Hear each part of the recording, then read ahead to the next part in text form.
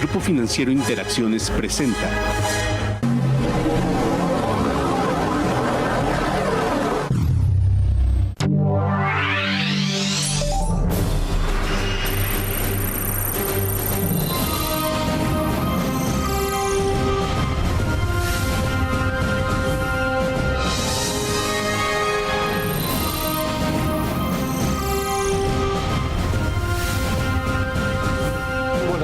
Bienvenidos a su programa de las 1000 empresas más importantes de México de Mundo Ejecutivo. Hoy seguimos con los programas del Telecán de NAFTA, cómo el sector privado y el sector gobierno están negociando y defendiendo los intereses del sector privado, pero sobre todo de nuestro país en esta negociación trilateral tan relevante para el futuro de México. Hoy tenemos a dos grandes invitados, dos expertos que trabajan con el sector privado y apoyan al sector público. Eduardo Solís, presidente de la Asociación Mexicana de la Industria Automotriz y durante mucho tiempo fue jefe de negociaciones de tratados con Centroamérica. Y por el otro lado, Emilio Cadena, un experto promotor de más de 300 empresas que han invertido en México, empresas extranjeras, sobre todo norteamericanas, y que fue presidente de IMEX, de la Asociación de la Industria Manufacturera y Exportador del país. Bienvenidos a nuestros dos amigos y bienvenidos ustedes a este programa. Muy buenas noches. El Tratado de Libre Comercio de América del Norte es uno de los avances más importantes de la política neoliberal en los últimos tiempos. De 1994 a la fecha, ha constituido un pilar fundamental para la economía mexicana, la cual creció arriba de 400%. Para conversar sobre este importante tema, esta noche nos acompaña Emilio Cadena Rubio, CEO de Grupo Prodensa.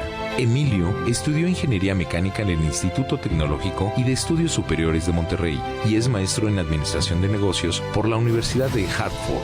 Durante más de 2 décadas ha trabajado en la atracción de inversión extranjera e implementación de proyectos de manufactura en México. Actualmente brinda su asesoría en el rubro de los servicios de arranque para empresas de manufactura extranjera en México. Precursor de la industria aeronáutica en México. Esta noche también nos acompaña Eduardo Javier Solís Sánchez, presidente ejecutivo de la Asociación Mexicana de la Industria Automotriz, egresado de la Facultad de Economía de la Universidad Autónoma de Nuevo León. Eduardo se ha destacado a lo largo de su trayectoria profesional por ser punta de lanza en los negocios de diversos tratados de libre comercio entre México y América Latina. Hoy, la visión de ambos expertos nos brindará un panorama integral sobre la importancia, beneficios y consecuencias respecto a la renegociación de este tratado tan importante para México, Estados Unidos y Canadá. Hoy tenemos a dos grandes amigos, dos expertos de las negociaciones internacionales que participan de manera muy activa con el sector privado. Tenemos a Eduardo Solís. Gracias, Eduardo, por venir con nosotros. Eduardo, aparte de ser un gran amigo, es un hombre que tiene una amplia experiencia, ha participado como jefe de negociaciones, sobre todo en todos los TLCs que tuvieron que ver con Centroamérica y Latinoamérica. Es un agente de muchísima experiencia y hoy es presidente de la Asociación Mexicana de la Industria Automotriz. Bienvenido, Eduardo. Gracias, Gerardo, por tenernos aquí en tu programa. Y a mi izquierda tengo a Emilio Cadena. Emilio Cadena es también un agente que participa de manera muy activa, con una gran experiencia. Él tiene una empresa que ha venido promoviendo inversión extranjera en México. Podría decir, sin lugar a dudas, que es la empresa más importante. Ha traído más de 300 inversiones muy importantes a nuestro país. Fue presidente de Index, también nacional, y hoy participa también con el sector privado en todas las negociaciones del Telecán de NAFTA. Bienvenido, Emilio. Gracias, Gerardo. Un gusto estar aquí también con Eduardo Solís. Pues bueno, si me permiten, nosotros empezaríamos primero que nos platicaran, en el orden que ustedes quieran, cómo van las negociaciones de NAFTA, de Telecán. ¿Qué piensas, Eduardo? ¿Cómo ves estas dos primeras rondas de negociación? Bueno, Gerardo, yo creo que hay que ser muy cautos en la descripción de lo que está ocurriendo en este momento, porque como nos hemos dado cuenta, hay dos vías de comunicación. La real, lo que está ocurriendo en las mesas, lo que está ocurriendo en las negociaciones entre los tres gobiernos, y la surrealista, que es la que ocurre fuera de las mesas de negociación, que puede ser de parte de funcionarios gubernamentales, puede ser de parte de funcionarios dentro del sector privado e incluso de organizaciones no gubernamentales. Me parece que hay que distinguir muy claramente estos dos campos de acción y, por supuesto, sin duda, concentrarnos en lo que está ocurriendo en las mesas, Gerardo. Me parece que eso es lo más sano y por eso lo llamo lo más cauto. Las mesas de negociación son mesas que son complejas porque tienen una multiplicidad de temas que atienden y que en las primeras rondas lo que tienen que hacer es organizarse. No hay rondas previas, no hay comunicaciones previas. Hay que recordar que el gobierno de Estados Unidos tenía prohibido tener comunicación previo a ese 16 de agosto porque no tenía mandato todavía que, por supuesto, por la autoridad comercial que le confiere el Senado, pues los días estaban contados hasta el día 15 de agosto. Esos 90 días entre que solicita el Ejecutivo de los Estados Unidos y que le autoriza a negociar este acuerdo. Eso ocurrió hasta el día 16 de agosto. Previo a ello, tenía prohibido reunirse con una materia que era la negociación, la renegociación o modernización de este acuerdo. Comienzan entonces el día 16 a organizarse, a organizar las mesas, a organizar los temas, a ver en dónde están los intereses generales para poder abrir o no mesas apropiadas de negociación. En general, cada capítulo del TLC, porque se distingue perfectamente uno del otro, pues amerita una mesa de negociación. Esta organización no es trivial, no es menor. Por eso cuando dijeron es que salieron de Washington sin acuerdos específicos, sectoriales, y bueno, es que eso no va a ocurrir pronto, se dijo en Washington. Se reunieron en México y todavía no hay acuerdos a nivel sectorial. Yo me voy un paso antes, no hay ni siquiera propuestas. Es decir, hay mucho ruido que está ocurriendo en el otro track, ¿no? de especulación, de rumor, y hay un track que es el de las mesas en donde ni siquiera hay propuestas. Entonces, ¿dónde estamos? Estamos en un proceso que es sumamente complejo, que se tiene que organizar y que apenas comenzará a haber seguramente propuestas. Veremos probablemente algún sector que alguno de los tres países empiece a hacer propuesta de acceso a mercado o de reglas de origen específicas para sector, apenas en Ottawa, y si no, en Washington en la siguiente ronda en octubre. Okay. Ahorita regreso contigo, Eduardo. Oye, Emilio, ¿cuáles son los temas que ven más sensibles ahorita en el Telecán? Hay 4 o 5 que se han venido manejando. Sí. ¿Qué posibilidades hay de avance real? Porque hay temas, como bien dijo Eduardo, que son temas reales de la negociación y hay temas políticos, como podría ser el déficit. Ahí tú cómo lo ves, temas laboral, reglas de origen, etcétera, etcétera. Mira, yo creo que otra vez, como decía Lalo, estamos empezando a hablar los temas. Yo diría muy optimista en el sentido de que todos los temas comerciales, o la gran mayoría de los temas comerciales, nos vamos a poner de acuerdo. No es una cosa nueva de este NAFTA 2.0, que tengamos temas donde tenemos puntos de vista distintos, inclusive puntos de vista distintos dentro de la misma industria mexicana, que ahí yo tendría que reconocer que me parece que el equipo mexicano, desde el gobierno, la Cancillería, viendo todos los temas, no solamente NAFTA, pero y el secretario Guajardo y su equipo en el tema de economía, y la coordinación con la iniciativa privada, particularmente con el CCE y luego todos los organismos, AMIA, etcétera, con CAMIN, me parece que es ejemplar con el resto de los países. Yo creo que lo que hemos visto nosotros es que el equipo y la organización que tenemos nosotros como México es la mejor de los tres. Entonces, creo que los temas van a salir. Todos creo que partíamos de la base que no era una mala idea necesariamente volver a tocar un tratado que ya tiene varios años, muchos años de estar en implementación. El mejor ejemplo que usan es que no había smartphones cuando firmamos el NAFTA. Bueno, pues ahora de entrada el tema de comercio electrónico. Entonces, Creo que la mayoría van a salir, pero efectivamente yo creo que hay algunos temas que son complejos. Creo que comercio electrónico es uno de ellos que es nuevo para la mayoría, causa miedo en algunas cosas, hay que mover política pública, me parece que es uno de los temas que tiene mucho movimiento, mucha actividad. Y luego creo que los otros temas son los más políticos, como decía Eduardo. Creo que el tema laboral es importante. Creo que el tema de solución de controversias y cómo se pueden iniciar, o más bien resolver los conflictos que puede existir entre las partes para que sea un tema parejo para todos los jugadores, independientemente de su tamaño, es otro tema grande. Y me parece que ahí se pueden centrar las cosas más complicadas. Esperando yo que lo político no interfiera demasiado. Esa otra avenida de negociación que dice Eduardo muy bien, que a veces pasa inclusive por los mismos smartphones, que no vaya a llevar a los diferentes gobiernos, a los 3 gobiernos, a tener que tomar una decisión que afecte la parte comercial, porque yo creo que de una forma u otra nos vamos a poner de acuerdo. Okay.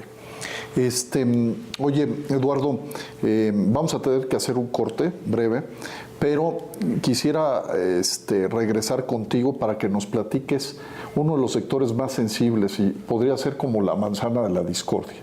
Regresamos en un momento.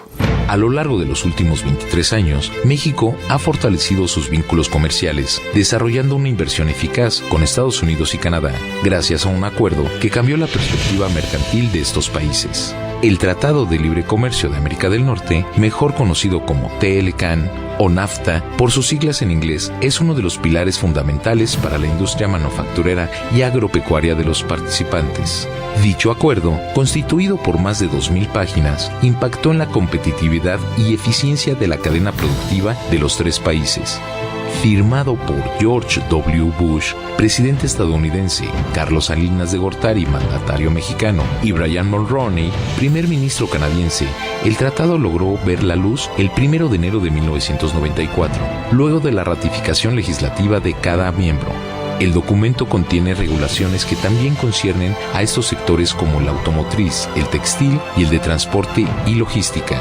De esta manera, en lo que respecta al plano comercial, el tratado incrementó el intercambio de bienes con Canadá y Estados Unidos, al pasar de más de $90,000 millones en 1993 a $515,000 millones en 2015, según cifras del Banco de México y la Secretaría de Economía. Los resultados fueron benéficos para los 3 países, pues entre 1993 y 2015 el comercio se cuadruplicó al pasar de $297,000 millones a $1.14 billones. Esto impulsó el desarrollo económico de los participantes y redujo los precios para los consumidores. Tal acción es conocida como el efecto Walmart, que proporcionó a millones de mexicanos la oportunidad de comprar artículos que antes estaban reservados para la clase media a precios accesibles. Al cierre de 2015, la relación comercial de México con sus 2 socios superó los $566,000 millones, un verdadero avance para las cifras de 1993 que rondaban los $84,000 millones. Así, el trabajo constante fue la mejor forma de desbancar la vieja idea basada en el refrán que reza: pobre México, tan lejos de Dios y tan cerca de Estados Unidos. Regresamos, muy buenas noches, estamos con Eduardo Solís y con Emilio Cadena. Eduardo, estábamos platicando sobre una de las grandes sensibilidades del TLCAN de NAFTA, es precisamente el sector automotriz mexicano, precisamente porque al ser tan competitivo y estar tan integrado ha generado un déficit con los Estados Unidos y segundo, seguramente les duele mucho porque al final pues son los inventores del automóvil y ahora nosotros les exportamos automóviles. ¿Cuáles son los márgenes ahí? ¿Cómo estás viendo al sector, a un sector tan prioritario para México? Sí, yo creo que al auditorio hay que ponerle primero el contexto. El sector automotriz en Norteamérica ha sido sin duda el más exitoso con este Tratado de Libre Comercio de América del Norte en estos pues ya casi 23 años que ha vivido el TLCAN con nosotros y lo mostramos con los números. Para México no hay duda, logramos tener un antes y un después, un parteaguas absoluto antes y después de este acuerdo comercial que permitió no solamente la atracción de nuevas inversiones y por supuesto una generación importantísima de empleos con la llegada no solo de las armadoras, sino también de una muy robusta cadena de proveeduría a nivel del proveedor primer nivel de la industria. Algunos números. Se habla mucho, Gerardo, de la importancia que tiene para México el comercio con Estados Unidos. No hay duda. El 82% de lo que México fabrica hoy lo exporta. Somos una verdadera plataforma de clase mundial de exportación. Somos el cuarto exportador en el mundo en autos. Somos el séptimo fabricante. Pero además... ¿Cuántos millones son? ¿3.5? Aproximadamente 3.6 millones, y este año vamos a estar cerrando aproximadamente con 3.75 millones. ¿Y de esos cuántos de autos, se exporta? 82%. Ahora, de ese 82% que exportamos, hagan la cuenta, aproximadamente el 74% va a Estados Unidos. De tal manera que, haciendo una cuenta rápida, pues aproximadamente el 60% de lo que producimos termina en Estados Unidos. Esto es una realidad, o sea, somos una plataforma de producción para exportar a Estados Unidos. Si no lo exportabas desde Japón, ahora lo exportas desde México. Y hablamos de una importante cantidad de inversiones japonesas. Si no lo exportabas desde Corea, pues ahora lo exportas desde México. Y tienes plantas pues como la de Kia, que ahora incluso fabrica producto para Hyundai. Si no lo fabricabas... ¿Tenemos 13 armadoras? ¿Cuántas armadoras tenemos en México? 12 armadoras. Pero hay que recordar una cosa. Una sola puede tener distintas marcas, ¿verdad? Porque puedes estar fabricando el Jeep y bueno, el dueño de la marca Jeep pues es Fiat Chrysler, ¿no? Entonces es importante esta distinción. Ahora, se habla mucho de esta parte y la importancia que tiene para México Norteamérica. Si sumo a Canadá, el 85% de mis exportaciones van a Norteamérica. Pero sin embargo, si vemos del otro lado, voy a dar un ejemplo. Entre Canadá y México le compramos el 77% del total de lo que Estados Unidos exporta de autopartes al mundo.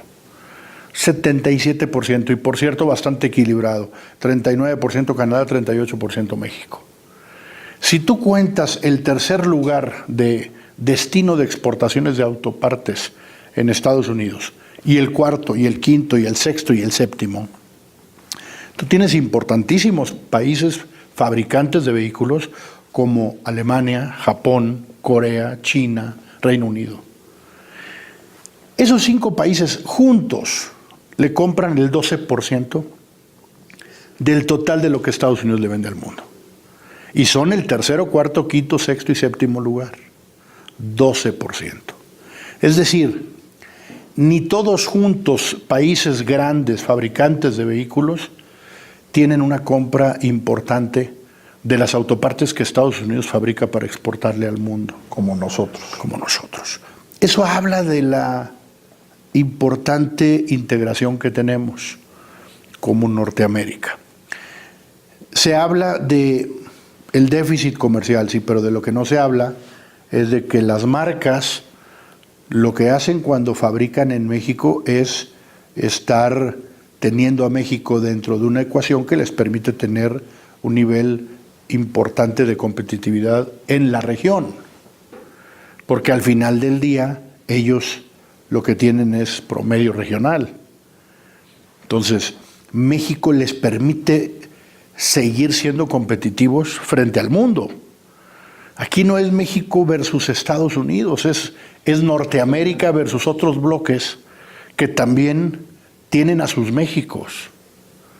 Digamos, si tú ves en Europa, pues tienes Europa del Este, en donde se está fabricando, en donde se está, Polonia, Turquía, en donde está habiendo fabricación de vehículos importante, o si te vas a Asia, pues la producción se está desplazando de Japón hacia otras partes de la región para poder tener una región competitiva. Entonces, Yo creo que como tenemos nosotros que evaluar es con los datos duros. No podemos caer en la tentación de decir, bueno, Eduardo, pero ¿cómo resolvemos el déficit comercial mediante instrumentos que nos brinde este tratado? A ver, el déficit comercial es un tema de competitividad de país. Hay quien te puede decir perfectamente que el déficit comercial lo vas a resolver mejorando los niveles de competitividad de país y por lo tanto abriendo más en vez de cerrar. Entonces, me parece que es un error, por ejemplo, quien dice deberíamos de mover las reglas de origen porque eso nos va a permitir pues cerrar el déficit comercial. Yo pongo un ejemplo muy rápido. Vamos a suponer que efectivamente elevamos el nivel del porcentaje de contenido en la región. Eso va a significar que algo que hoy se produce fuera, eventualmente se va a tener que producir en la región. ¿A qué país se van a ir esas empresas que hoy están fuera y que tendrán que proveer desde la región a la región? Bueno, yo te diría, siendo modestos, porque pues creo que México ha hecho una gran labor de mostrar sus credenciales de competitividad, pues México será su primera opción. Apostarle a que si hay un contenido adicional necesariamente pasa por Estados Unidos, pues es una apuesta muy larga. Me parece que es simplemente cambiar déficit que hoy tienes con Europa o con China o con algunos otros lugares de Asia a tener más déficit porque se vienen a fabricar a México. Entonces yo creo que esos temas hay que tomarlos con mucho cuidado. No resuelves el déficit comercial mediante un cambio en la regla de origen. En todo caso, la aspiración que ha indicado Estados Unidos de tener un contenido nacional en la regla de origen, pues yo creo que es cuestionable legalmente desde la óptica de la Organización Mundial de Comercio.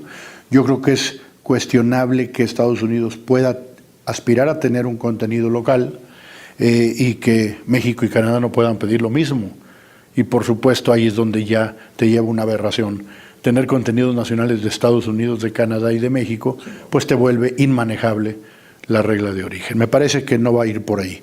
Va a ser una negociación compleja, tú lo dijiste, porque hay aspiraciones ya reveladas por algunos de los altos funcionarios, incluyendo el propio presidente de los Estados Unidos. Habrá que atender cada una de esas preocupaciones, pero me parece que la forma de atenderlos es desde los datos duros, desde las cifras. Las asociaciones que representamos a los fabricantes de vehículos en los 3 países hemos llegado a un acuerdo y se lo hemos indicado así a nuestros respectivos gobiernos. 1, de mantener el libre comercio, el acceso a los mercados. Y 2, mantener la regla de origen. La regla de origen hoy de el intercambio es un acuerdo entre los 3 países del sector automotriz. Del sector privado. Y nosotros lo que les decimos es, la regla de origen hoy es la más estricta del todo el tratado. La regla de origen hoy de 62.5% en costo neto es una regla que ha permitido la integración de Norteamérica, dicho por los canadienses, dicho por los americanos. Y mira que en el lado de los americanos la tenemos complicada porque yo tengo 3 contrapartes. Tengo una asociación que representa a las asiáticas, tengo una asociación que representa a las europeas y tengo una asociación que representa a las 3 americanas. Es decir, todas ellas están en AMIA. Bueno, nosotros tenemos acuerdo con las 3. Las 3 públicamente se pronunciaron en estas audiencias públicas que se hicieron en Estados Unidos, tanto en el Congreso como en la representación comercial de los Estados Unidos, y en ellas indicaron, tanto en papel como en sus audiencias que hicieron presenciales, pues lo que acabo de decir, indicándole a su gobierno que no le movieran a la regla de origen, que esa regla de origen les ha permitido el crecimiento que han tenido también en su sector. Y me parece que eso es muy loable. Dicho desde los autos y dicho desde el 77% de lo que le mandan al mundo de autopartes, que es a nosotros. Muchas gracias, Eduardo. Fue muy interesante todo lo que hemos venido platicando, sobre todo la parte del sector automotriz. Estoy seguro que a nuestros amigos les va a quedar mucho más claro cómo un sector tan tan importante para NAFTA, para Telecam. Hoy hay un acuerdo ya de los 3 países y podemos avanzar en los temas más sensibles. Por lo menos del sector privado. Del sector privado. Muchísimas gracias. Terminamos este programa. Vamos a regresar con una segunda parte donde Emilio nos va a hablar de temas, por supuesto, de la tercera ronda de negociación en Ottawa, que se va a dar del 24 al 27, y también vamos a tocar temas de TPP y otros temas. Entonces, muchísimas gracias por acompañarnos en este primer programa. Gracias a las 1000 empresas más importantes de México de Mundo Ejecutivo. Los esperamos para el próximo programa. Gracias, Eduardo, y gracias, Emilio, por acompañarnos. Muy buenas noches.